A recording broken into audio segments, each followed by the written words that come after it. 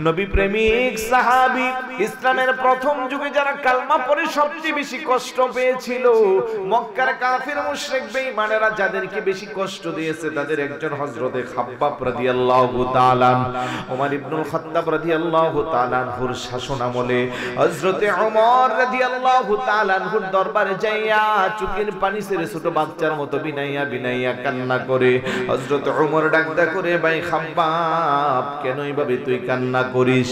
ডাকদা কই, আমিরুল মুমিনিন, জানি না মরার পরে আমার ঠিকানা জান্নাত হবে না জাহান্নাম হবে। হযরত ওমর রাদিয়াল্লাহু তাআলা আনহু কই, ভাবি কেন তুই কান্না করিস? হঠাৎ করে তাকাইয়া দেখে ওনার জিহ্বাটার মধ্যে লম্বা লম্বা ছিদ্র দেখা যায়। হযরত ওমর ডাকদা করে, ভাই খাব্বাব কেন তোর জিহ্বার মধ্যে ছিদ্র দেখা যায়? ডাকদা কই, আমিরুল মুমিনিন, শুধু আপনি জিহ্বার ছিদ্র দেখলেন আর কিছু দেখবেন না, তো কি দেখাইতে চাস? আস্তে করে জামাটা খুইলা পিঠটা যখন হযরত ওমর রাদিয়াল্লাহু তাআলা দূর করে দিল, হযরত ওমর চিৎকার দিয়া করে, ভাই খাব্বাব তোর জিহ্বার মধ্যে কেন গোশত নাই? কয়লার আগুনের পুরা কালো কালো দাগ দেখা যায়, হাড্ডি পর্যন্ত দেখা যায়, রহস্যটা কি? আল্লাহু আকবার। খাব্বাব রাদিয়াল্লাহু তাআলা আনহুর কান্নার মাত্রা বেড়ে যায়। ডাকদা কই, আমিরুল মুমিনিন, ইসলামের প্রথম যুগে নবীকে মহব্বত করে ভালোবেসে কালমা পড়ে মুসলমান হয়েছিলাম। এই অপরাধে মক্কার নামি দামি কাফের মুশরিক বেঈমানেরা হাত পা চারটার মধ্যে রশি দিয়া বাইদা উত্তপ্ত মরুভূমির মধ্যে বালুর মধ্যে আমারে শোয়াইতো। শুধু বালির মধ্যে না, কয়লার আগুনের মধ্যে শোয়ায়া হাত পা চারটার রশি দিয়া বাঁধে টানা দিত। বুকের উপরে বিশাল বড় একটা পাথর দিয়া দিয়া চাপা দিত আর বলতো, এখনো সময় আছে নবীর মহব্বত থেকে দূরে সরে যা, এখনো সময় আছে কালমা জবান থেকে দূরে সরাইয়া ফেল। এইভাবে তারা আমারে শাস্তি দিত। একটা সময় তারা মনে মনে ভাবতো আমি আর পৃথিবীর মধ্যে বেঁচে নাই। যাওয়ার সময় তারা আবার তাদের কানটা আমার জবানের মধ্যে লাগাইতো, তখনও আমার জবান দিয়ে আল্লাহর জিকির আর নবীর মহব্বতের দুরূদ শোনা যাইতো। ওই মুহূর্তে তারা সহ্য করতে না পেরে আমার জিহ্বাটারে টান দিয়া বের করে লম্বা লম্বা খেজুর গাছের কাঠা দিয়া জিহ্বার মধ্যে ছিদ্র করত। ওগো আমিরুল মুমিনিন, এই জিহ্বার ছিদ্রগুলো তাদের লম্বা লম্বা খেজুর গাছের কাঠের ছিদ্র, আর পিঠের মধ্যে পোড়া পোড়া দাগ, কয়লা আগুনের দাগ। ওই না একটাই তাদের এই শাস্তি দেওয়ার পিছনের কারণ, আমি নবীকে ভালোবাসি, নবীকে মহব্বত করি, নবীর প্রেমে পড়ে কালমা পড়ে মুসলমান হয়েছি। আর তারা বলতো, রে খাব্বাব এখনো সময় আছে, তাড়াতাড়ি নবীর মহব্বত থেকে দূরে সরে যা। আমি তাদের জবাবে বলতাম, একবার না, দুইবার না, শতবার না, হাজার বার যদি আমার তোর আগুনে পোড়াস, আর যদি আমার এই দেহের মধ্যে প্রাণ থাকে, আমি আমার নবীর প্রেম ভালোবাসা মহব্বত অন্তর থেকে দূরে সরাইব না। চিৎকার করে বলি সুবহানাল্লাহ।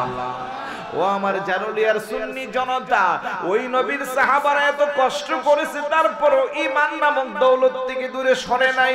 এত কষ্ট করেছে, তারা পিছপা হয় নাই।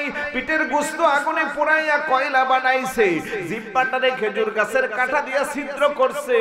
তারপরও তারা চিন্তা করে মরলে তাদের ঠিকানা কোন জায়গা হবে, পরকালে তাদের কি অবস্থা হইবে। আর আজকে আমরা যারা এই জারুলিয়া এলাকায় বসবাস করি, সকাল থেকে সন্ধ্যা পর্যন্ত মিথ্যার মধ্যে আমরা খাবুডুবু খাই, গীবত, পরনিন্দা, পরশ্রীকাতরতা, একে অপরের সম্পদ কিভাবে গ্রাস করব, দখল করব, পাঁচ ওয়াক্ত নামাজ ঠিকভাবে আদায় করি না, মা বোন হইলে পরে পর্দাও ঠিকভাবে আদায় করে না। এই যে গুনাহের মধ্যে হাবুডুবু খাচ্ছি, গুনার সাগরের মধ্যে সাঁতার কাটছি, তারপরেও তো আল্লাহ আপনারে আমারে বাঁচাইয়া রাখতেছে। আল্লাহর দেওয়া নিয়ামত দিচ্ছে, কোনো বঞ্চিত করে না। আল্লাহ চাইলে মাঝে মধ্যে গুসা করে আপনারে আমারে ধ্বংস করে দিতে পারত, কিন্তু আল্লাহ করে, বান্দা কেমনে করব, যতই গুনাহ করিস তোদের একটা পরিচয়, তোরা আমার হাবিবুল্লাহর উম্মত। কথা কোন ঠিক কিনা? ওই নবীর সাহাবীদের সাথে তুলনা করলে আপনার আমার ঈমানের কি অবস্থা?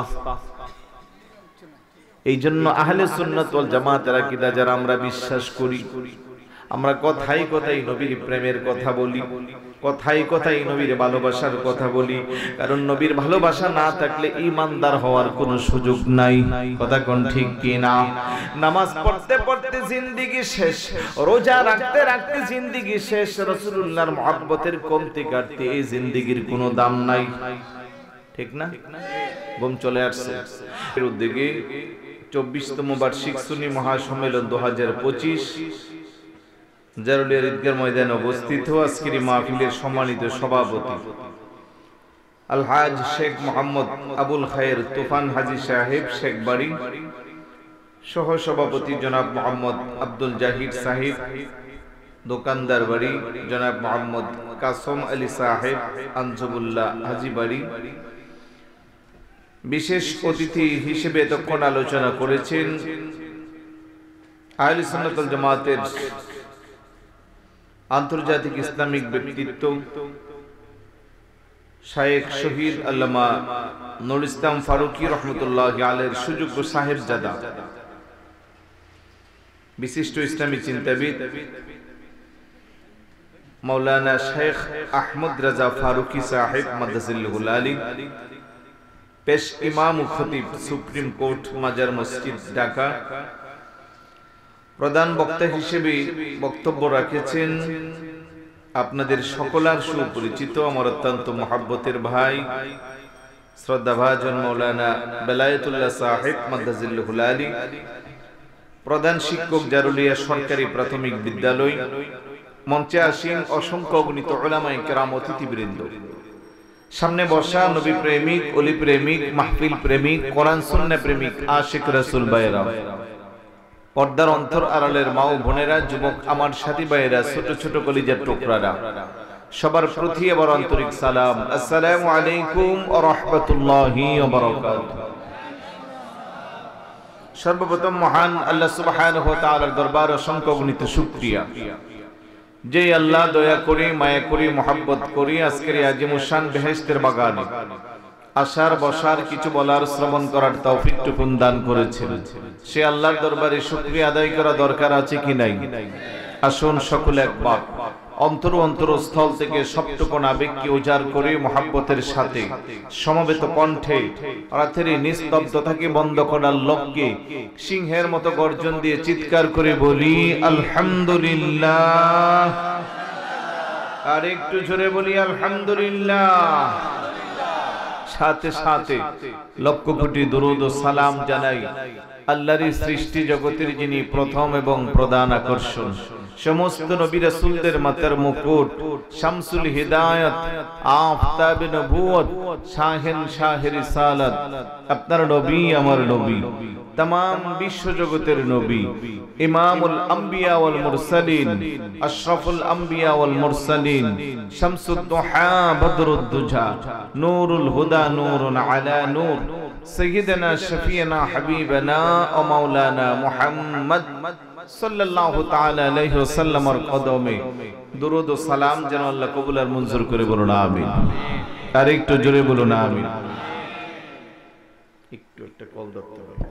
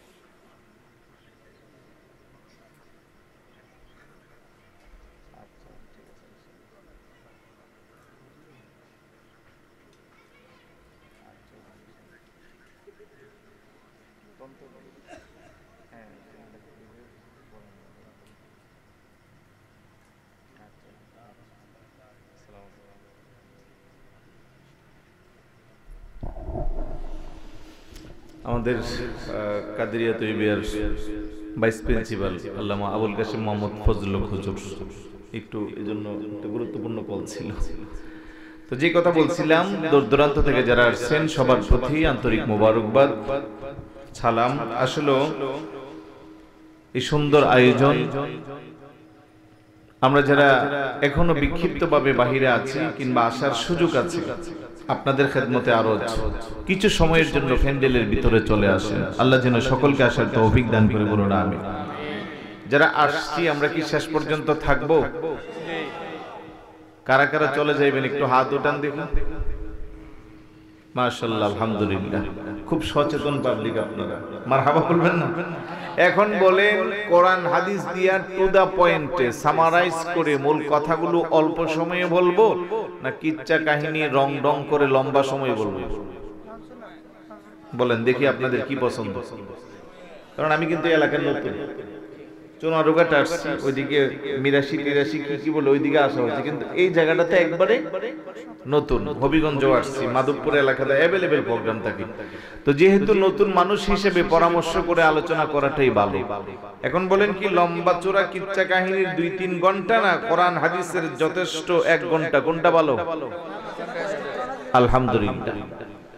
আমাদের অতিথি, আমি তো ওনার কথা শুনে ভালো লাগলো, আমি ওনার ফেসবুক আইডিতে অ্যাড হয়ে যাব। কারণ যারা এরকম লেখালেখি করে, সুন্নিয়তের খেদমত শুধু আমরা মাঠে ময়দানে করি তাই না। যেমন আমার ভাই বেলায়েতুল্লাহ যখন স্কুলে ঢুকছে, প্রাইমারি স্কুলে, একদিন কথা হয়েছিল, আপনি মাদ্রাসায় ঢুকবেন, প্রভাষক হবেন, মুহাদ্দিস হবেন, মুফতি হবেন। আমার ভাই বলতেছে, কেন? আমি যেই জায়গা আছি ওটাও তো একটা সুন্নিয়তের প্ল্যাটফর্ম। কথা কোন ঠিক না? কারণ মাদ্রাসায় যারা পড়বে তারা তো সুন্নিয়তের পক্ষে থাকবে, সুন্নি মাদ্রাসা বললে। কিন্তু স্কুলের বাচ্চাগুলোর মাইন্ডে যদি ছোট কাল থেকে নবীর প্রেম, ভালোবাসা, মহাব্বত, আহলে বাইতের প্রেম, ভালোবাসা, মহাব্বত, ঈদে মিলাদুন নবীর গুরুত্ব, মিলাদে নবীকে দাঁড়িয়ে ছালাম, এই জিনিসগুলা সেটআপ করে দিলে এই বাচ্চা জজ ব্যারিস্টার হলেও তার মাথা থেকে সেগুলো মুছবে না। কথা বলেন ঠিক না? তাহলে কোনো প্ল্যাটফর্মকে ছোট করে দেখার কোনো সুযোগ। আরেক ভাই সংসদে কোরআন সুন্নাহর আলো দেখানোর স্বপ্ন দেখে চুলদারি পেকে গেছে, ওনার এটাও একটা প্ল্যাটফর্ম। উনিও একটা সংগঠনের কাজ করে সারাক্ষণ মাথায় চিন্তা চেতনা এটাই থাকে। তো আমরা যে যেই পেশার মধ্যেই থাকি, যদি রাসূলুল্লাহর সত্যিকারের আদর্শটা বুকে লালন করে, হুব্বে মুস্তাফা, ইশকে মুস্তাফা, রাসূলের প্রেম, ভালোবাসা হৃদয়ে লালন করে আমরা যে যেই থাকি, চাই আমরা চাইলে আহলে সুন্নাত ওয়াল জামাতের খেদমত করার সুযোগ আছে না নাই? আরেকটু জোরে বলুন, আছে না নাই? প্রিয় সুধী, লম্বা চোরা বক্তব্য দিয়ে আপনাদের ধৈর্যের বিচ্যুতি ঘটাবো না। সংক্ষিপ্ত সময় ডানে বামে না গিয়া সরাসরি টু দা পয়েন্ট। আমি কোরআনুল কারীমের 2 নম্বর পারা, হিফজুল কোরআনের 11 নম্বর পৃষ্ঠা, সূরা বাকারা শরীফের 208 নম্বর আয়াতটুকু তেলাওয়াত করেছি। আল্লাহ সুবহানাহু ওয়া তাআলা ইরশাদ করেন, ইয়া আইয়ুহাল্লাযীনা আমানু দুখুলু ফিস-সিলমি কাফা ওয়া লা তাত্তাবি'উ খুতুওয়াতিশ শাইতান ইন্নাহু লাকুম আদুউম মুবিন। ওহে ঈমানদারেরা, তোমরা যারা ঈমান এনেছো, উদখুলু ফিস-সিলমি কাফা, পরিপূর্ণ ইসলামে প্রবেশ করো। ইয়া আইয়ুহাল্লাযীনা আমানু বলে আল্লাহ ডাক দিয়েছেন। ইহুদি, খ্রিস্টান, বৌদ্ধ, নাসারা, পৌত্তলিকতার বিশ্বাসী কাউকে ডাক দেন নাই। আমানু বলে যখন ডাক দিয়েছেন, তখন আমরা যারা ঈমানদার, আমরা যারা মুসলমান, আমরা আছি না নাই? ওটা কোরআনের মধ্যে 89 জায়গার মধ্যে আল্লাহ পাক আমানু বলে ডাক দিয়েছেন। আমি আমার ব্যক্তিগত গবেষণায় দেখলাম যত জায়গায় ঈমানদারদেরকে ডাক দিয়েছেন, তারপরে আল্লাহ আদেশ অথবা নিষেধ করেছেন। সুবহানাল্লাহ। আদেশ নিষেধ মানুষ কখন করে? যে যাকে ভালোবাসে তাকেই তো আদেশ আর নিষেধের প্রশ্ন আসে। কথা কোন ঠিক না? যেমন আল্লাহ বলেন, ইয়া আইয়ুহাল্লাযীনা আমানুস্তাঈনু বিস-সাবরি ওয়াস-সালাহ ইন্নাল্লাহা মা'আস-সাবিরিন। কোথাও বলেন, ইয়া আইয়ুহাল্লাযীনা আমানুত্তাকুল্লাহা হাক্কা তুকাতিহি ওয়া লা তামুতুন্না ইল্লা ওয়া আনতুম মুসলিমুন। কোথাও বলে ইয়া আইয়ুহাল্লাযীনা আমানুত্তাকুল্লাহা ওয়া কুলু কওলান সাদীদা। সুবহানাল্লাহ বলবেন না?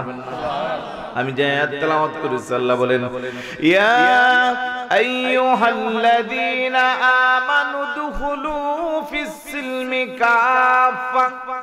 ওহি ঈমানদারেরা, তোমরা যারা ঈমান এনেছো, উদখুলু ফিস সিলমি কাফা, পরিপূর্ণ তোমরা ইসলামের মধ্যে প্রবেশ করো।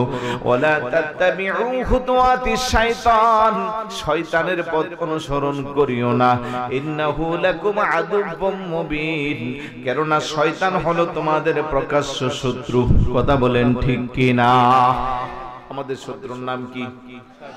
পিছনের ভাই আওয়াজ দিন, কি আওয়াজে বোঝা যায় আপনাদের এলাকায় শয়তান নাই? আওয়াজে বোঝা যায় নাই? শয়তান নাই জমিনে এমন কোন জায়গা নাই। কথা বলেন ঠিক কি না? শয়তান না থাকলে এরকম ছোট্ট একটা প্যান্ডেল পুরবে না, এটা কি হয়? এখনো রাস্তাঘাটে দোকানপাটে যে বাচ্চারা যুবক ভাইরা আছে, ওরা আসলে এখানে প্যান্ডেল জায়গা হবে? এখন ওরা বলবে আমরা তো আসতে চাচ্ছি কিন্তু আমাদেরকে আসতে দিচ্ছে না। একজন, তার নাম কি? শয়তান। আর এটা যে দিবে না, এটা নতুন কিছু না তো। আপনি কোরআনের 8 নম্বর পারা, হিফজুল কোরআনের 11 নম্বর পৃষ্ঠা, সূরা আরাফের 16 এবং 17 নম্বর আয়াত দেখেন, জানা দরকার আছে। ক্বালা ফাবিমা আগওয়াইতানি লাআকউদান্না লাহুম সিরাতাকাল মুস্তাকিম।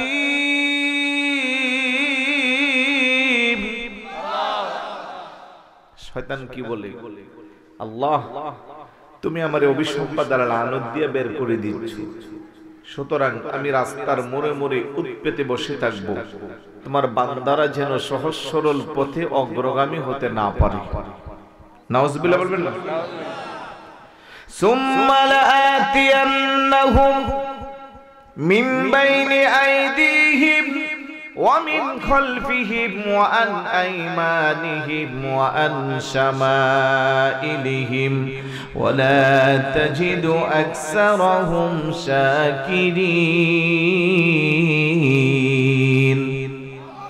শয়তান বলে আমি সামনের দিক দিয়ে বাধা দিব, পিছনের দিক দিয়ে বাধা দিব, ওয়া আন আইমানিহিম ওয়া আন শামাইলিহিম, ডান দিক দিয়ে বাধা দিব, বাম দিক দিয়ে বাধা দিব। ওয়া লা তাজিদু আকসারাহুম শাকিরিন, বলে তুমি তোমার বান্দাদেরকে তোমার কৃতজ্ঞশীল বান্দার অন্তর্ভুক্ত পাইবে না।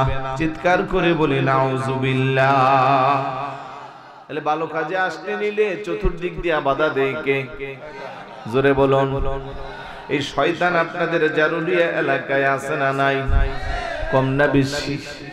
এই জন্য প্যান্ডেল ফাঁকা, তারপরেও বলবেন আমরা তো আসছি আলহামদুলিল্লাহ, বহু উপস্থিতি, আমরা কেমনে আসলাম? আমাদের ব্যাপারেও আল্লাহর ফায়সালা আছে না নাই? সূরা ইয়াসিনের 60 নম্বর আয়াত দেখবেন, 23 নম্বর পারা 3 নম্বর পৃষ্ঠা। আলাম আহাদি ইলাইকুম ইয়া বানি আদম আল্লা তা'বুদুশ শাইতান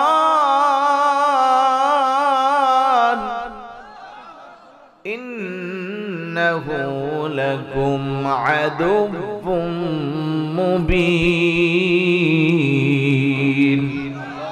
আল্লাহ বলে আমার বনি আদম আমার সাথে ওয়াদাবদ্ধ, লা তা'বুদুশ শাইতান, তুই শয়তানের ইবাদত বন্দেগী করবে না। কেননা আমি আল্লাহ আমার বনি আদমকে জানায়া দিচ্ছি তুই শয়তান হলি তাদের প্রকাশ্য শত্রু। কথা বলেন ঠিক কি না? আমাদের শত্রুর নাম কি? আওয়াজ দেন। আওয়াজ কম দিলে মনে মনে ধরব, শয়তান রাগ করবে, এজন্য আস্তে বলতেছেন। আল্লাহ যেখানে ডিক্লার দিছে আপনার আমার কোনো ভয়ের কারণ আছে? আওয়াজ দেয়া বলুন আমাদের শত্রুকে। ঘোষণাকার। শয়তান যদি আমাদের শত্রু হয়, আমাদের বন্ধু আছে না নাই? বন্ধুকে আল্লাহ। আওয়াজ দিয়ে বলুন বন্ধুকে। ঘোষণাকার আল্লাহু ওয়ালিয়ুল্লাযীনা আমানু ইউখরিজুহুম মিনাজ যুলুমাতি ইলান নূর। আল্লাহ কো আমি হইলাম ইমানদারের বন্ধু, আর আমি যখন ইমানদারের বন্ধু হয়ে যাই, ইমানদার বান্দাকে মিনাজ যুলুমাতি ইলান নূর, অন্ধকার থেকে আমি আলোর পথ দেখাই। বড় করে বলি সুবহানাল্লাহ। আমরা এখন কোথায় আছি? অন্ধকারে না আলোতে? জোরে বলুন। এটা তো দুনিয়ার লাইটের আলো। তাফসীরের আলো মানে হেদায়েত, আলো মানে সঠিক পথ, আলো মানে পরকালে জান্নাত। বড় করে বলি সুবহানাল্লাহ।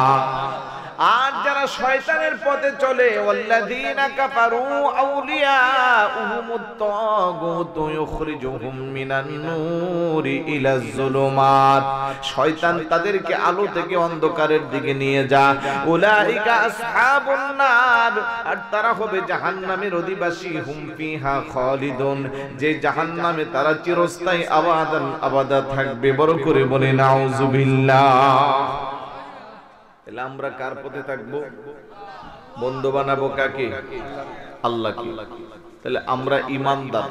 ঘোষণাকার ইয়া আইয়ুহাল্লাযীনা আমানু, তার মানে ইমানদারের জন্য আল্লাহর যত আদেশ, যত নিষেধ, আল্লাহ বলে ওহে ইমানদারেরা উদখুলু ফিস সিলমি কাফা, পরিপূর্ণ ইসলামে প্রবেশ করো। আমি জানতে চাই পরিপূর্ণ ইসলামে প্রবেশ করলে নামাজের দরকার আছে না নাই? পিছনের বাইরে আওয়াজ দেন আছে না নাই? রোজা দরকার আছে না নাই? সামর্থ্যবানদের হজ যাকাত দরকার আছে না নাই? মহিলাদের পর্দা করা দরকার আছে না নাই? আব্বা আম্মার খেদমতের দরকার আছে না নাই? বড়দেরকে সম্মান করা দরকার আছে না নাই? ছোটদেরকে স্নেহ করা দরকার আছে না নাই? পরিপূর্ণ ইসলাম মানতে গেলে মিথ্যা কথা বলা যাবে, চুগলখড়ি, গীবত, পরনিন্দা, পরশ্রীকাতরতা, সুদ, ঘুষ, মদ, জুয়া, ইয়াবা, মারামারি, কাটাকাটি, খুনখারাপি, রাহাজারি।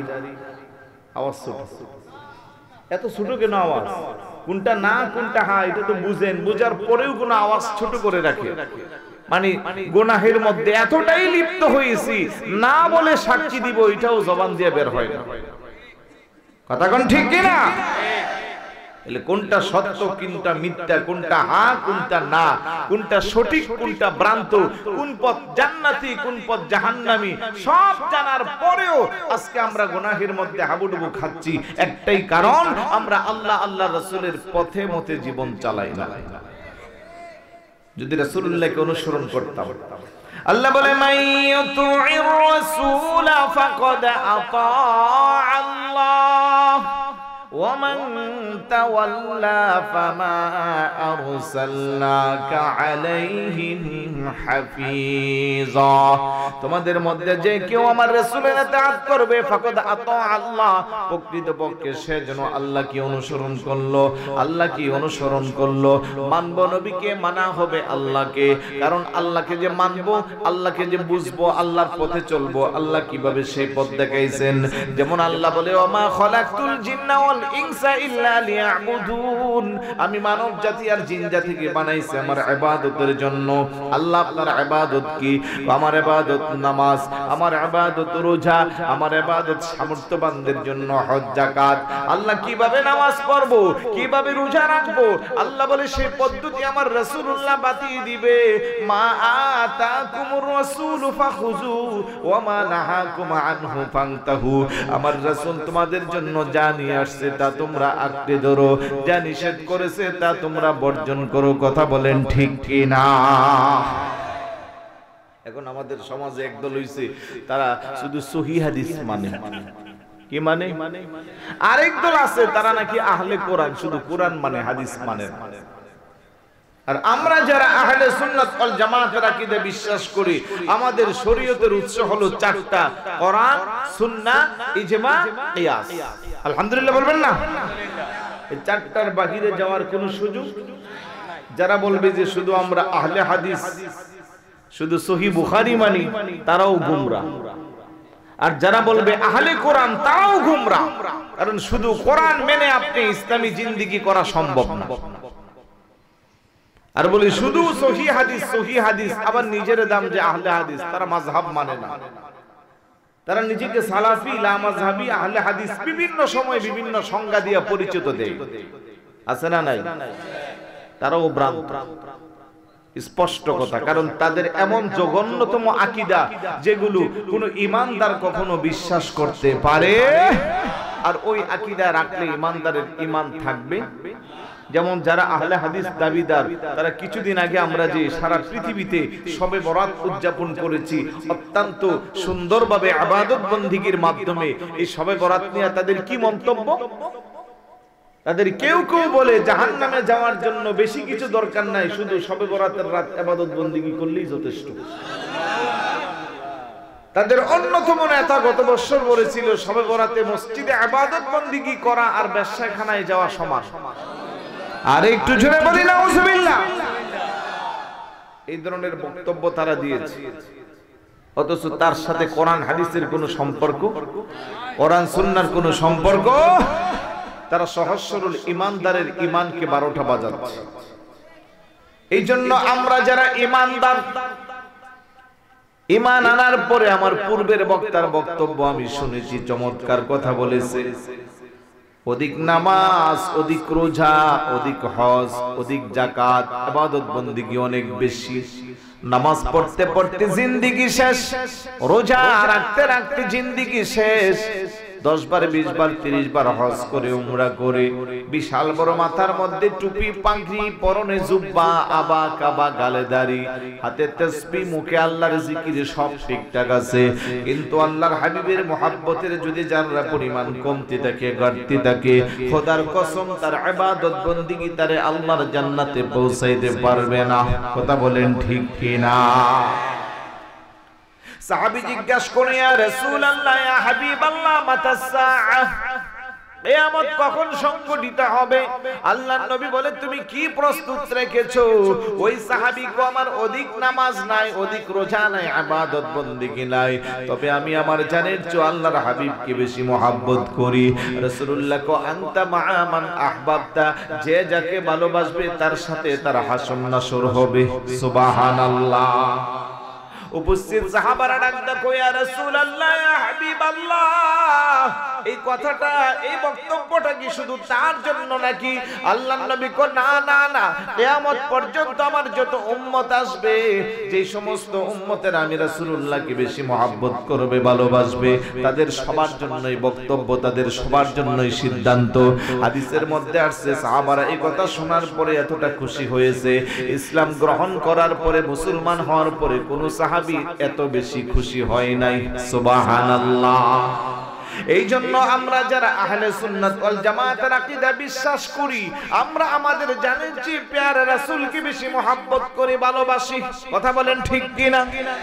কারণ নবীর সাহাবারা, তাদের ঈমান, তাদের আমল, তারা দুনিয়া থেকে জান্নাতের সার্টিফিকেট পেয়েছে। তারা কেন? তাদের একটাই অভ্যাস ছিল, তারা জানের জন্য নবীকে বেশি মহব্বত করত।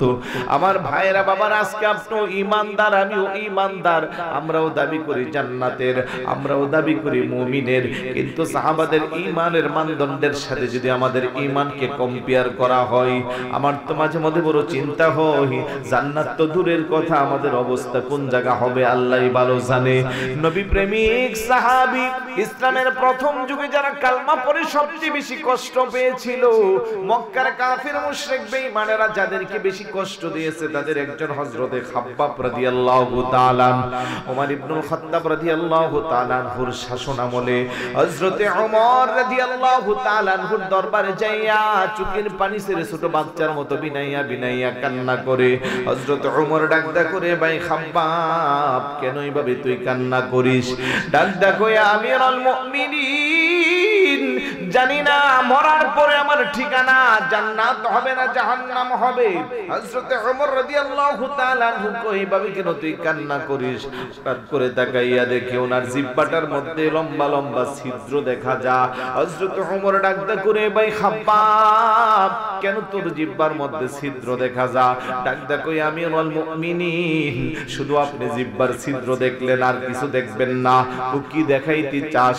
আস্তে করে জামাটা খুইলা পিঠটা যখন হযরত ওমর রাদিয়াল্লাহু তাআলা দূর করে দিল, হযরত ওমর চিৎকার দিয়া করে ভাই খাব্বাব তোর জিহ্বার মধ্যে কেন গোশত নাই? কয়লার আগুনের পুরা কালো কালো দাগ দেখা যায়, হাড্ডি পর্যন্ত দেখা যায়, রহস্যটা কি? আল্লাহু আকবার। খাব্বাব রাদিয়াল্লাহু তাআলা আনহুর কান্নার মাত্রা বেড়ে যা। ডাক কই আমিরুল মুমিনিন ইসলামের প্রথম যুগে নবীকে মহব্বত করে ভালোবেসে কালমা পড়ে মুসলমান হয়েছিলাম। এই অপরাধে মক্কার নামি দামি কাফের মুশরিক বেঈমানেরা হাত পা চারটার মধ্যে রশি দিয়া বাইদা উত্তপ্ত মরুভূমির মধ্যে বালুর মধ্যে আমারে শোয়াইতো। শুধু বালির মধ্যে না, কয়লার আগুনের মধ্যে শোয়ায়া হাত পা চারটার রশি দিয়া বাঁধে টানা দিত। বুকের উপরে বিশাল বড় একটা পাথর দিয়া দিয়া চাপা দিত আর বলতো এখনো সময় আছে নবীর মহব্বত থেকে দূরে সরে যা, এখনো সময় আছে কালমা জবান থেকে দূরে সরাইয়া ফেল। এইভাবে তারা আমারে শাস্তি দিত। একটা সময় তারা মনে মনে ভাবতো আমি আর পৃথিবীর মধ্যে বেঁচে নাই। যাওয়ার সময় তারা আবার তাদের কানটা আমার জবানের মধ্যে লাগাইতো, তখনও আমার জবান দিয়ে আল্লাহর জিকির আর নবীর মহব্বতের দুরূদ শোনা যাইতো। ওই মুহূর্তে তারা সহ্য করতে না পেরে আমার জিহ্বাটারে টান দিয়া বের করে লম্বা লম্বা খেজুর গাছের কাঠা দিয়া জিহ্বার মধ্যে ছিদ্র করত। ওগো আমিরুল মুমিনিন এই জিহ্বার ছিদ্রগুলো তাদের লম্বা লম্বা খেজুর গাছের কাঠের ছিদ্র, আর পিঠের মধ্যে পোড়া পোড়া দাগ, কয়লা আগুনের দাগ। ওই না একটাই তাদের এই শাস্তি দেওয়ার পিছনের কারণ, আমি নবীকে ভালোবাসি, নবীকে মহব্বত করি, নবীর প্রেমে পড়ে কালমা পড়ে মুসলমান হয়েছি। আর তারা বলতো রে খাব্বাব এখনো সময় আছে, তাড়াতাড়ি নবীর মহব্বত থেকে দূরে সরে যা। আমি তাদের জবাবে বলতাম একবার না, দুইবার না, শতবার না, হাজার বার যদি আমার তোর আগুনে পোড়াস, আর যদি আমার এই দেহের মধ্যে প্রাণ থাকে, আমি আমার নবীর প্রেম ভালোবাসা মহব্বত অন্তর থেকে দূরে সরাইব না। চিৎকার করে বলি সুবহানাল্লাহ। ও আমার জানুলিয়ার সুন্নি জনতা, ওই নবীর সাহাবারা এত কষ্ট করেছে, তারপরও ঈমান নামক দৌলত থেকে দূরে সরে নাই। এত কষ্ট করেছে, তারা পিছপা হয় নাই। পিঠের গোশত আগুনে পোড়াইয়া কয়লা বানাইছে, জিহ্বাটারে খেজুর গাছের কাঠা দিয়া ছিদ্র করছে, তারপরও তারা চিন্তা করে মরলে তাদের ঠিকানা কোন জায়গা হবে, পরকালে তাদের কি অবস্থা হইবে। আর আজকে আমরা যারা এই জারুলিয়া এলাকায় বসবাস করি, সকাল থেকে সন্ধ্যা পর্যন্ত মিথ্যার মধ্যে আমরা খাবুডুবু খাই, গীবত, পরনিন্দা, পরশ্রীকাতরতা, একে অপরের সম্পদ কিভাবে গ্রাস করব, দখল করব, পাঁচ ওয়াক্ত নামাজ ঠিকভাবে আদায় করি না, মা বোন হইলে পরে পর্দাও ঠিকভাবে আদায় করে না। এই যে গুনাহের মধ্যে হাবুডুবু খাচ্ছি, গুনার সাগরের মধ্যে সাঁতার কাটছি, তারপরেও তো আল্লাহ আপনারে আমারে বাঁচাইয়া রাখতেছে। আল্লাহর দেওয়া নিয়ামত দিচ্ছে, কোনো বঞ্চিত করে না। আল্লাহ চাইলে মাঝে মধ্যে গুসা করে আপনারে আমারে ধ্বংস করে দিতে পারতো, কিন্তু আল্লাহ করে বান্দা কেমনে করব, যতই গুনাহ করিস তোদের একটা পরিচয়, তোরা আমার হাবিবুল্লাহর উম্মত। কথা কোন ঠিক কিনা? ওই নবীর সাহাবীদের সাথে তুলনা করলে আপনার আমার ঈমানের কি অবস্থা। এই জন্য আহলে সুন্নাত ওয়াল জামাতের আকীদা যারা আমরা বিশ্বাস করি, আমরা কথাই কথাই নবীর প্রেমের কথা বলি, কথাই কথাই নবীর ভালোবাসার কথা বলি, কারণ নবীর ভালোবাসা না থাকলে ঈমানদার হওয়ার কোনো সুযোগ নাই। কথা কোন ঠিক কি না? নামাজ পড়তে পড়তে জিন্দেগি শেষ, রোজা রাখতে রাখতে জিন্দেগি শেষ, রাসূলুল্লাহর মহব্বতের কমতি কাটতে এই জিন্দেগির কোনো দাম নাই। ঠিক না? ঘুম চলে আসছে, একটু মহব্বত জিকির করি, লা ইলাহা লা ইলাহা, জোরে জোরে লা ইলাহা, আরো জোরে লা ইলাহা, মুহাব্বতে লা ইলাহা, একসাথে লা ইলাহা, হাসবি রাব্বি জাল্লাল্লাহ মা ফি কলবিহি হাসবি রাব্বি মা ফি কলবিহি নূর মুহাম্মদ সাল্লাল্লাহু লা ইলাহা লা ইলাহা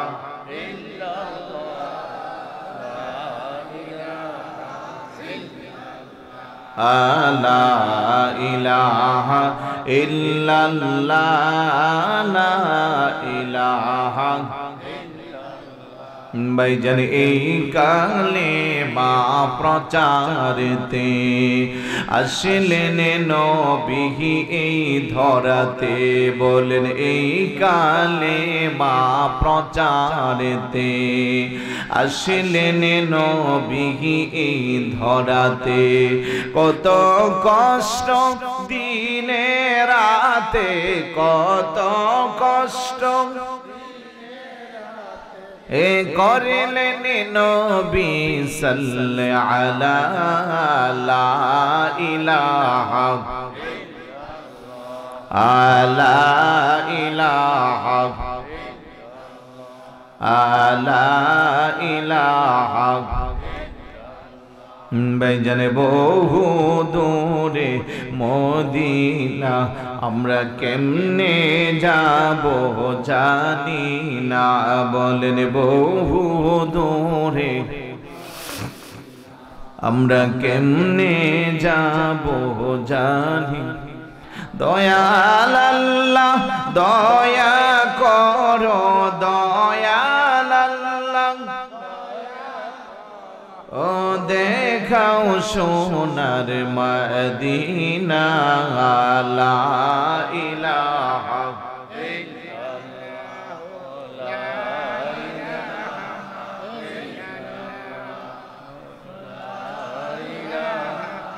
ইল্লাল্লাহ লা ইলাহা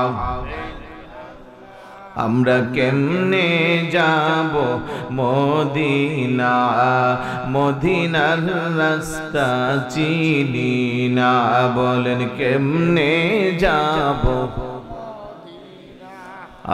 মদিনার রাস্তা চিনি আমার মুর্শিদ জানে ঠিকানা আমার মুর্শিদ জানে আমরা যাব সোনার মদিনা লা ইলাহা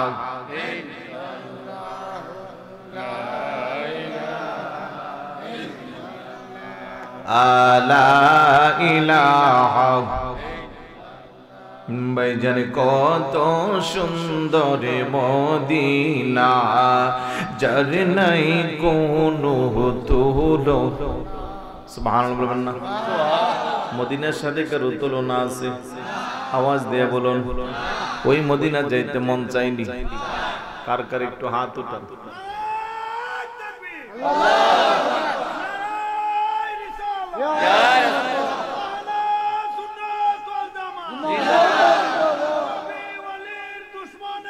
হুশিয়ার সাবধান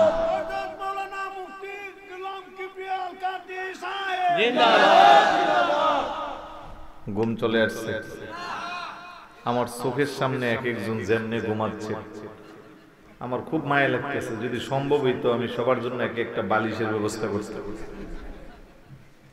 না সবাই মিলে আধা ঘন্টা ঘুমাইলই কি কোন এই মাহফিলটা কি প্রত্যেকদিন হয় বছরে একবার 24তম বার তার মানে আজকে হইলে 2 যুগ হয়ে যাবে শুরুতে যারা ছিল অনেকের হাড্ডিও কবরে পাওয়া যাবে ঠিক না এমন একটা সময় আসবে মাহফিলটা 124তম বার হবে ততদিন আমাদের হাড্ডিও থাকবে না কিন্তু মাহফিলটার উসিলা আল্লাহ চাইলে আমাদের পরকালে জান্নাত দিতে পারে কি পারে না আর একটু জোরে বলুন পারে কি না সব মিলাইয়া 12টা মোনাজাত টোনাজাত সব মিলাইয়া কয়টা তাহলে আর 45 মিনিট কি একটু আমার দিকে তাকাইয়া থাকা যাইব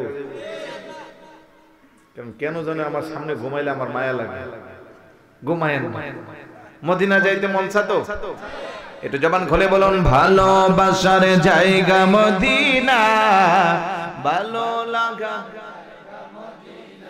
যাদের কাছে ভালোবাসার জায়গা আপনারা না বললে থাকতে পারবেন? কিছু চ্যাংরা পোলাপাই না ছিল এই বছর, ওই যে গত শুক্রবারে 14 ফেব্রুয়ারি এমন ধরা খাইছে, আল্লাহ দিন সবে বরাত দিয়ে দিচ্ছে। মারহাবা বলবেন না? হুজুর একটা বছর যাব টাকা পয়সা জমাইছিলাম ভালোবাসা দিবস করব, একবারে সবটা বাদ, কারণ দিনের বেলাও জুম্মা বাদ। কথা কোন ঠিক না? জুমার নামাজ না পড়লে রাস্তাঘাটে ঘুরলে মানুষ কি এগুলারে ভালো বলবে? রাতের বেলা সবে বরাত একবারে ঠিক মতো ধরা খেয়েছে। আমি কি ধরা খাওয়ার কি আছে? ওই দিন আমরা করব ভালোবাসা দিবস। কার সাথে? আমরা করেছি ইনশাআল্লাহ। কার সাথে? আল্লাহ আল্লাহ রাসূলের সাথে। কথা বলেন ঠিক কি না? তাহলে ভালোবাসার জায়গা যাদের মদিনা, ওরা কখনো চুপ থাকতে পারে? পিছনের বাইরা, সামনে পিছনে ডানে বামে সবাই জুড়ে, ভালোবাসার জায়গা মদিনা, ভালো লাগা। সবাই ভালোবাসার জায়গা,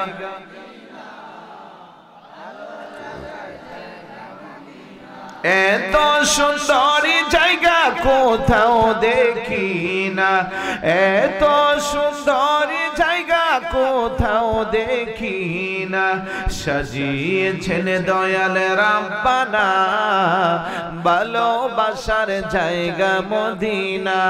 বলেন ভালোবাসার ভালো লাগা। মদিনা শরীফে নূরের খজিনা, মদিনা শরীফে নূরের খজিনা, আশিক ছাড়া অন্য বুঝে না ভালোবাসা। বলেন ভালো লাগা। একদিন কবরে যাব কেউ তো যাবে না, একদিন কবরে যাব কেউ তো যাবে না, যাবে আমার শাহে মদিনা, ভালোবাসার। বলেন ভালো লাগার।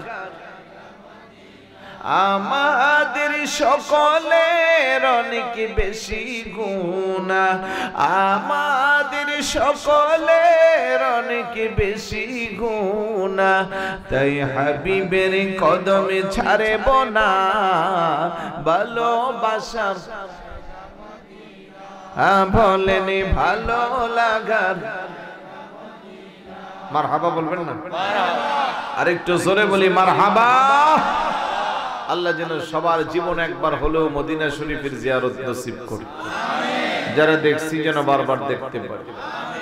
বলছিলাম আমাদের ঈমান আছে না নাই? কম না বেশি? আওয়াজ দেন না। বলে আওয়াজ দিতে বোঝা যায় কেমন? বেশি যে বেশি করে বলবো এটাও তো বের হচ্ছে না। আরে দাবিটা একটু জোরে করুন। কথা কোন ঠিক না? আওয়াজ দেয়া বলুন ঈমান আছে না নাই? কম না বেশি? কারণ আমরা নবীর উম্মত, আমরা আহলে সুন্নাত ওয়াল জামাতের আকীদা। আমাদের সবচেয়ে বড় সম্পদ হইল নবীর মুহাব্বত। কথা কোন ঠিক কি না? নবী প্রেমিক সাহাবী হযরত হাসান ইবনে সাবিত রাদিয়াল্লাহু তাআলা মসজিদে নববী শরীফের মধ্যে যার শানে চামড়ার গালিচা বিছিয়ে দেওয়া হইত, যিনি পেয়ারা রাসূলকে নূরানী চক্ষু মোবারক দ্বারা দেখতেন আর কলম দিয়া নবীর শানে কবিতা লিখতেন। ওয়া আহসানু মিনকা লাম তারা কত্তু আইনি ওয়া আজমালু মিনকা লাম তালিদিন নিসা খুলিকতা মুবাররাআন মিন কুল্লি আইবিন কাআন্নাকা কদ খুলিকতা কামা তাশাউ। ইয়া রাসূলুল্লাহ ইয়া হাবিবাল্লাহ খোদার কসম গো নবীজি ওয়া আহসানু মিন কালাম তারাকাতু আইনি আমার এই দুই চক্ষু আপনার মতো এমন সুন্দর সুশ্রী পৃথিবীতে আর কাউকে দেখে নাই দেখবে কেমন করে গো নবীজি ওয়া আজমালু মিন কালাম তালিদিন নিসা পৃথিবীর কোন মা তার গর্ভে এমন দামি সন্তান প্রসব করেন নাই খলিকিতা মুবাররাআন মিন কুল্লি আইবিন আমার আল্লাহ আপনার সৃষ্টি করেছে আপনার কোনো দোষ নাই ত্রুটি নাই কাআন্নাকা কদ খুলিকিতা কামা তাশাউ আপনার সাথে পৃথিবীর কারো সাথে কোনো তুলনাও নাই বড় করে বলি সুবহানাল্লাহ তাহলে সাহাবাদের আকীদা কেমন ছিল নবীর কোনো দোষ নাই ত্রুটি নাই নবীর সাথে পৃথিবীর কারো সাথে কোনো তুলনা নাই কিন্তু ওই নবীর উম্মত দাবি করে ১৫০০ বছর পরে এসে নামের আগে আল্লামা মুহাদ্দিস মুফতি শায়েখ নামের পিছনে এই সেই উপাধির কোনো অভাব নাই রাসূলুল্লাহর শানে আঘাত করে এমন এমন আমাদের দেশে আলেম নামের কলঙ্ক আছে না নাই সাহাবীর আকীদা নবীর সাথে কারো কোনো তুলনা নবীর সমকক্ষ পৃথিবীতে কেউ নবীর কোনো দোষ ত্রুটি ১৫০০ বছর পরে এসে আমরা যারা আহলে সুন্নাত ওয়াল জামাতের আকীদা বিশ্বাস করি আমাদের আকীদাও সাহাবাদের আকীদার মতো এই আকীদার বাহিরে যারা আছে তারা গোমরা তাতে কোনো সন্দেহ আমি যেটা বোঝাইবার চাইলাম আকীদা আমাদের 100 পিওর আছে এখন বলেন নামাজের দরকার আছে পড়বেননি সবাই নামাজ পড়েননি কয় ওয়াক্ত কয় দিনে 3 জনে না 4 জনে একদিনে বলছে তার মানে বাকিরা 1 মাসে 5 ওয়াক্ত ওই যে শুক্রবার যদি 1 মাসে 5টা হই তাইলে এমনিতেই 5 ওয়াক্ত হয়ে যায় কথা কোন ঠিক কিনা চুরিলেও মানুষ বেলা কো ঠিক তাহলে নামাজ কি সব একবার 1 মাসে 5 ওয়াক্ত না দৈনিক 5 ওয়াক্ত দৈনিক ওয়া আকিমিস সালাতা তারাফাইন নাহারি ওয়া যুলাফান মিনাল লাইল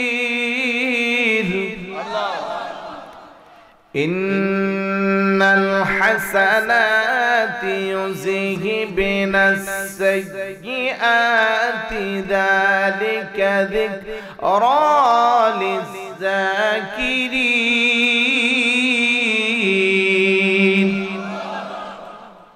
এই আয়াতের তাফসীর দেখেন দিনে রাতে মিলাইয়া ঈমানদারের নামাজ ওই নামাজগুলো যারা ঠিকভাবে পড়বে ইন্নাল হাসানাত নামাজের নেকিগুলো ইযহিবনাস সাইয়্যাত গুনাহকে দূরে সরাইয়া দিবে আরেকটু জোরে বলুন না সুবহানাল্লাহ এমন গুরুত্বপূর্ণ আমল যদি না করি আমাদের নিজেদের লস কারণ একটা পয়েন্টে আমরা 100 আগায় আছি আমাদের আকীদা বিশুদ্ধ আলহামদুলিল্লাহ বলবেন না এখন যদি আমাদের আমল ঠিক থাকে তাহলে কেউ আমাদেরকে ঠেকাইতে পারবে না ইনশাআল্লাহ আল্লাহ তাহলে নামাজ পড়ব সবাই কয় ওয়াক্ত কয় দিনে প্রতিদিন সামনে আসতেছে একেবারেই অল্প সময় বাকি কি জানো রমজান রোজা রাখবেন তো সবাই কয়টা কয় বছরে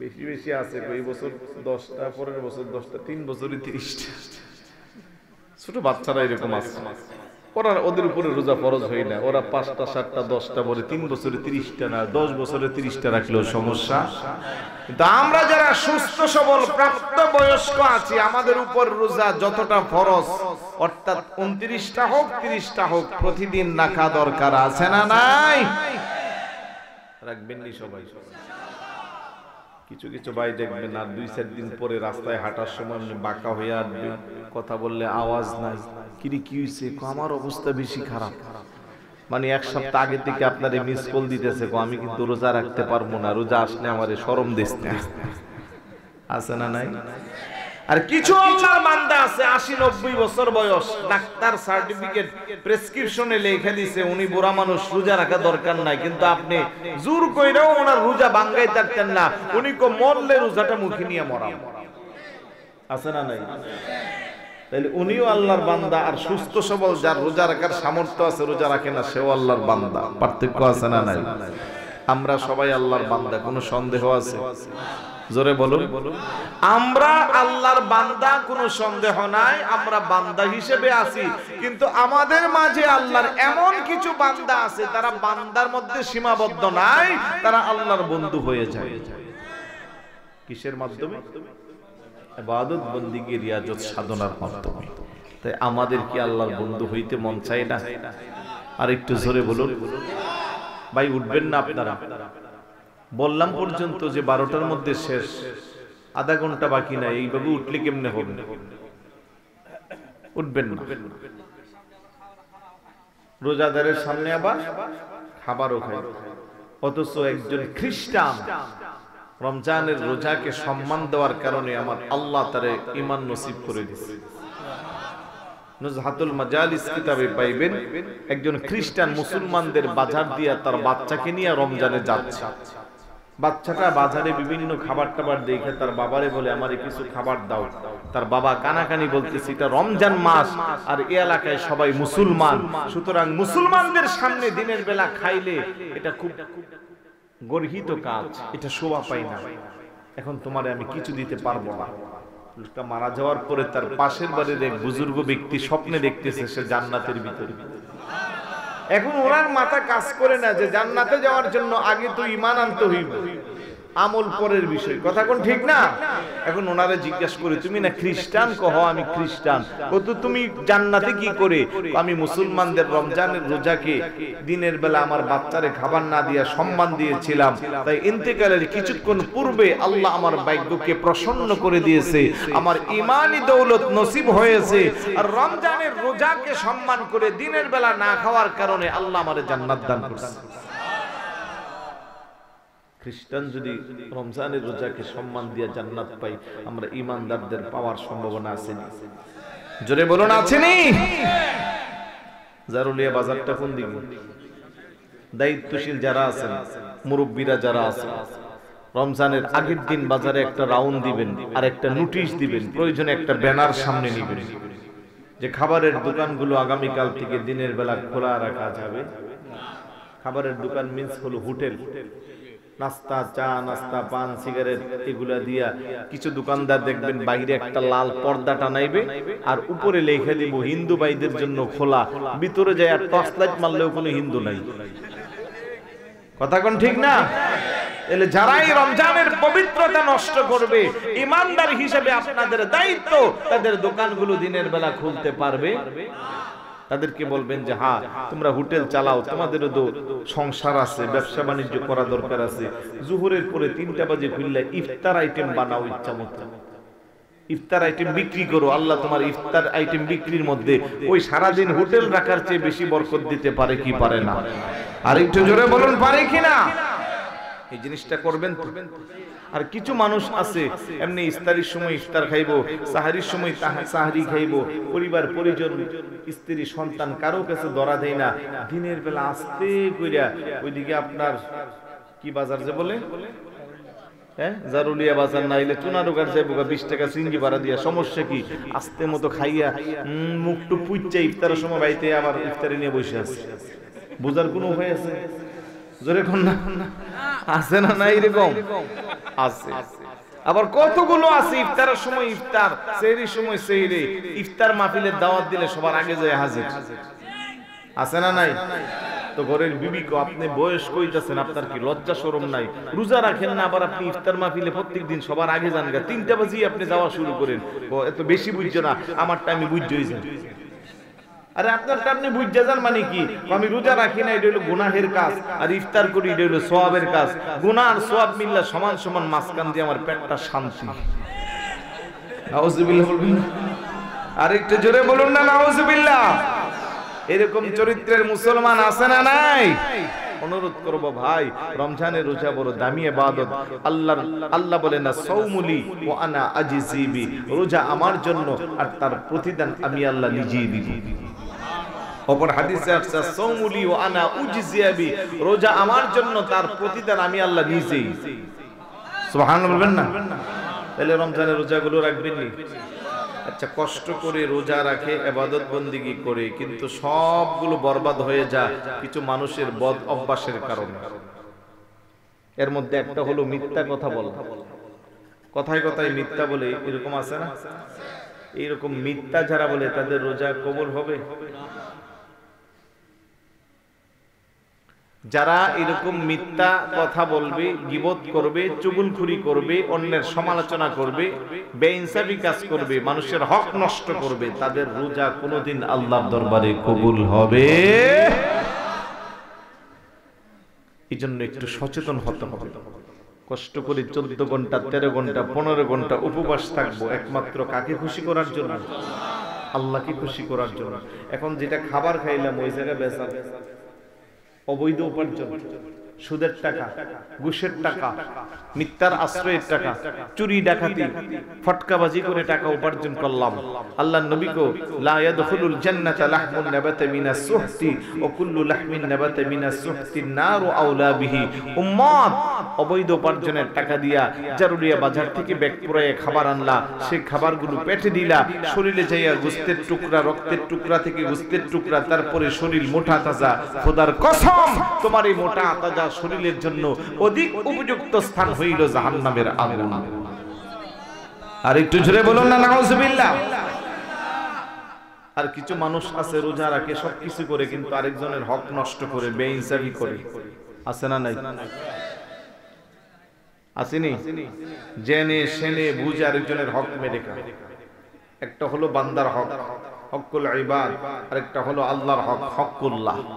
আল্লাহর হক যদি নষ্ট করেন, আল্লাহর কাছে তওবা করলে আল্লাহ আপনারে ক্ষমা করে দিতে পারে। কিন্তু বান্দার হক যদি নষ্ট করেন, যতক্ষণ বান্দার কাছ থেকে ক্ষমা চাইবেন না, ততক্ষণ আমার আল্লাহ আপনারে ক্ষমা করবে। নামাজ রোজা পরে অধিকাংশ মানুষ জাহান্নামে যাবে। হাসরের ময়দান যখন কায়েম হয়ে যাবে, বান্দার আমল হিসাবে দেওয়ার জন্য ফেরেশতারা বান্দাকে নিয়ে যাবে।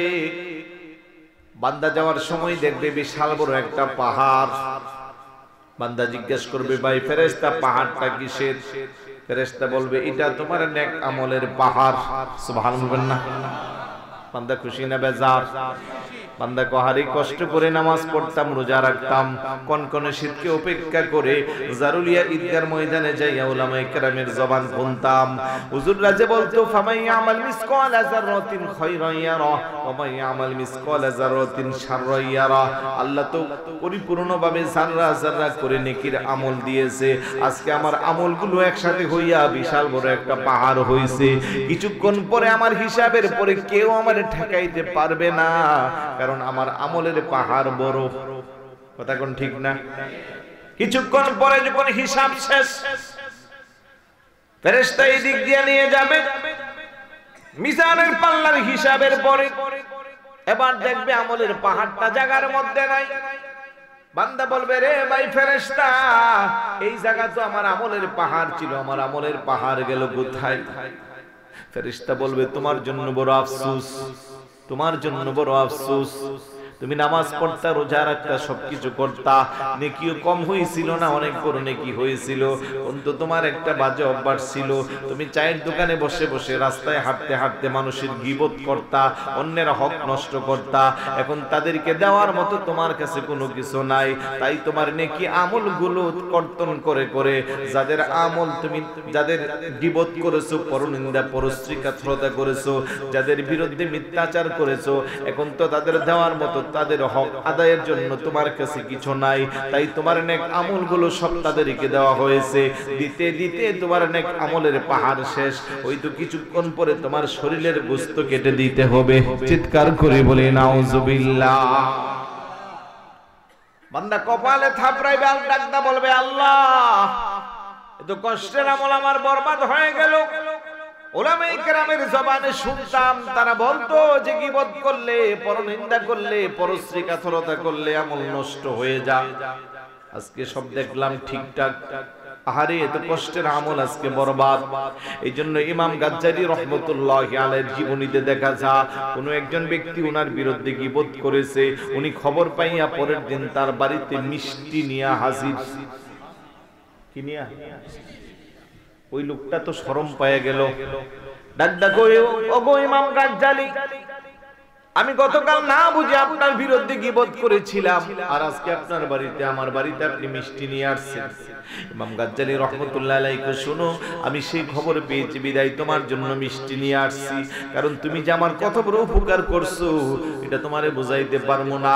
আমি যে নামাজ পড়ি, রোজা রাখি, এগুলো আল্লাহর দরবারে কবুল হয় কি হয় না তার কোনো গ্যারান্টি নাই, কিন্তু তুমি যে গীবত করেছো তোমার নেকি যে আল্লাহ আমারে কেটে দিবে তাতে কোনো সন্দেহ নাই। এই জন্য আমি তো শুধু মিষ্টি নিয়ে আসছি, তোমারে কলজা কাইটটা খাওয়াইলে শান্তি পাইতাম। সুবহানাল্লাহ।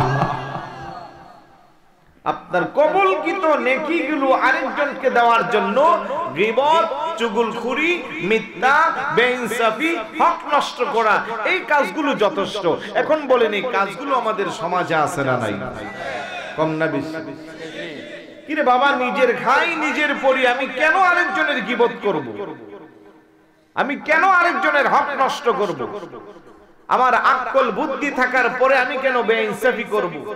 আমি যদি আদিল হই, ন্যায়পরায়ণ হই, আল্লাহর হাবিব বলেন ইমামুন আদিলুন, হাসরের ময়দানে 7 শ্রেণীর ব্যক্তিকে আল্লাহর আরশ আজিমের নিচে স্থান দেওয়া হবে, তার মধ্যে এক শ্রেণীর হইল যারা ন্যায়পরায়ণ শাসক।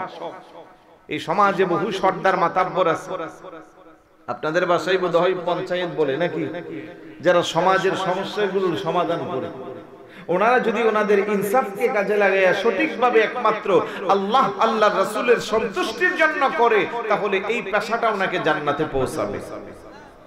আর যদি উনি 500 টাকা, 1000 টাকা এক খিলি পান, 10 টাকার চার কাছে, জনবলের কাছে, মানুষের গ্যাদারিং এর কাছে নিজেকে নষ্ট করে ফেলে, তাহলে আর কিছু করার নাই। এই জন্য অনুরোধ করব, আমল যতই কম করি বেশি করি, নীতিগুলো যদি ঠিক থাকে, ইনসাফ যদি ঠিক থাকে, 5 ওয়াক্ত নামাজ যদি যথাযথ আদায় করি, মা বোনেরা যদি পর্দা যথাযথ আদায় করে, তাহলে কেউ আমাদেরকে ঠেকিয়ে রাখতে পারবে না। যেহেতু আমাদের আকীদা বিশুদ্ধ, আমাদের আকীদার নাম হলো আহলে সুন্নাত ওয়াল জামাত। আল্লাহ যেন কবুল করে, বলুন আমিন। আর একটু জোরে বলুন না আমিন। খারাপ লাগতেছে? গম চলে আসছে? বিরক্ত হচ্ছেন? এটা দুরূদ শরীফ পড়ি, আল্লাহুম্মা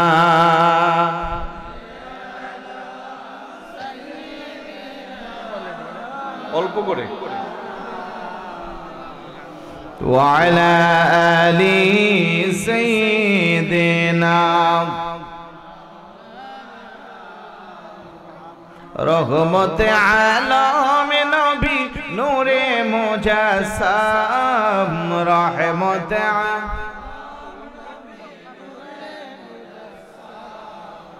সাহাবীরা আতরে বানাই ওই নবীজির গাম, বলেন সাহাবীরা আতরে বানাই। শুনো মানো জানো কেমন আমার নবীজি, যাহার পাগলে চন্দ্র সরে যতারো কারাজি, যাহার পাগলে চন্দ্র সরে তোমরা আরো শুনে বাণী সুন্দর কাহিনী, আরো শুনে সুন্দর কাহিনী, জান্নাতের ওই রুমে রুমে লেখা নবীর নাম, বলেন রহমতে আলম নবী নূরে মুজাসসাম, রহমতে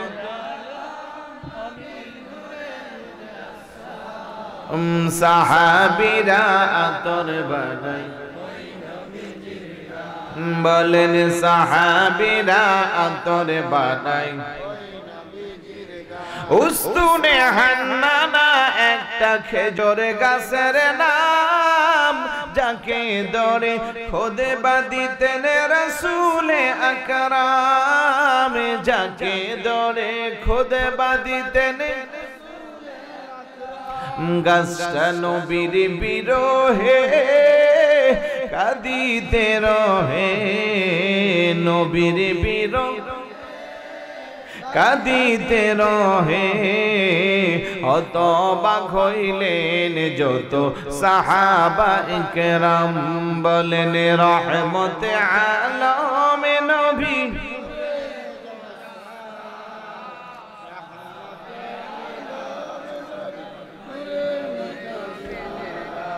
সাহাবীরা আতর বানাই,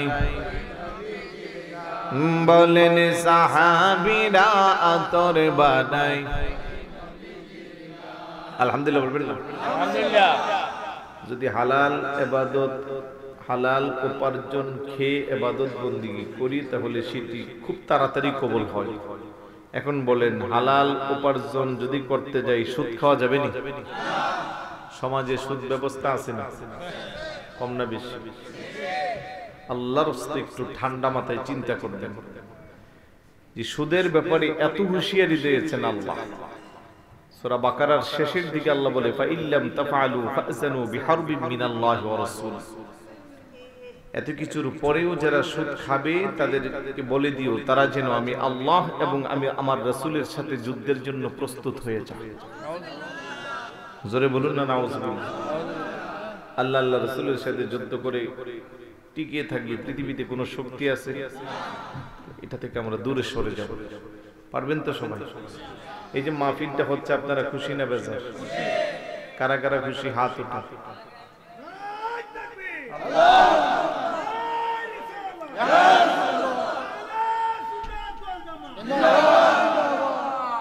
মাহফিলটা প্রত্যেকবার হওয়ার জন্য আপনাদের কিছু সহযোগিতা লাগবে তো নাকি? এই সহযোগিতার কড়া বলার আগেই উঠে যাচ্ছে, উঠতেন না। কিছু প্রতিশ্রুতি দিবেন, অন্তত যে জিনিসগুলো না হলে মাহফিল হয় না, তার মধ্যে মাইক, প্যান্ডেল, পোস্টার, লাইটিং, এগুলো সারা মাহফিল হবে? জোরে বলুন। তাহলে প্যান্ডেলটা আগামী বছর কে দিবেন? সুবিধা কি জানেন? এই প্যান্ডেলের নিচে যত মানুষ বসবে, আরে নাম কি? নুরুল হক। চালাক মানুষ। মানে এই প্যান্ডেলের নিচে আমরা বসছি, যত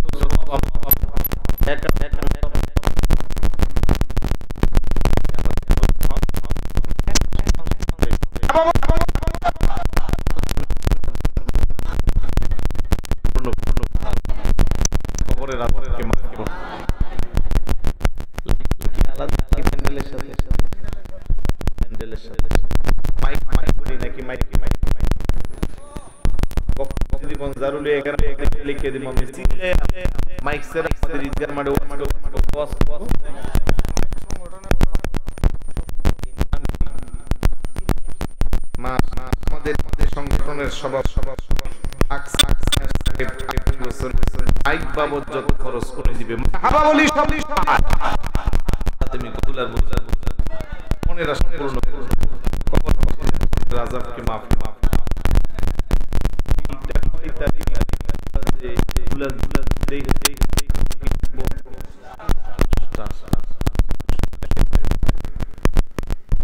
কিনা কিনা কিনা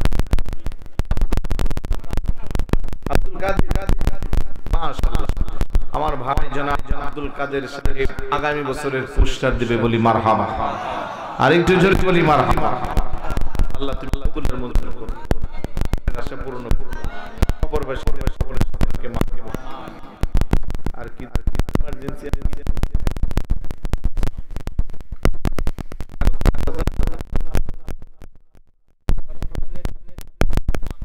একজন আল্লাহর বান্দা প্রকাশ করে উনি দিবেন এক মারহাবা। আল্লাহ কবুলের 10,000 টাকা দিয়ে মারহাবার জন্য একজন আল্লাহর বান্দা দেখি আল্লাহকে কবুল করে। জটফট সিদ্ধান্ত নিয়ে দেন সবার কাজে ইসলামের কাজে যাদেরকে আল্লাহ কবুল তাদেরকে টাকা দিবে কেউ।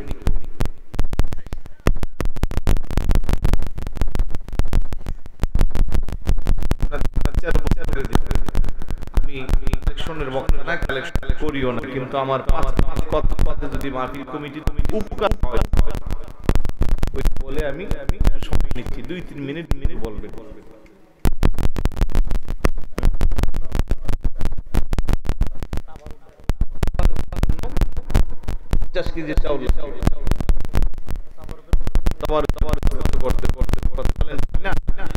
তাহলে 50 কেজি চাউল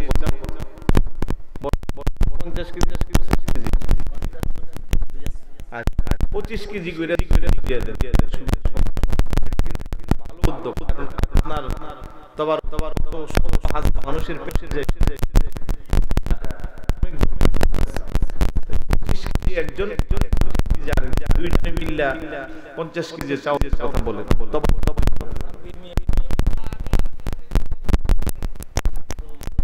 আব্দুল মালিক সাহেব 25 কেজি চাউল বলি মারহাবা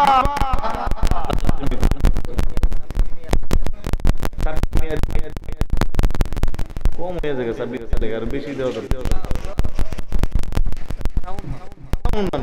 মানুষ এই টুপি মাস মোল্লা কালামউদ্দিন সাহেব দিবেন 25 কেজি চাউল বলি মারহাবা কবুলে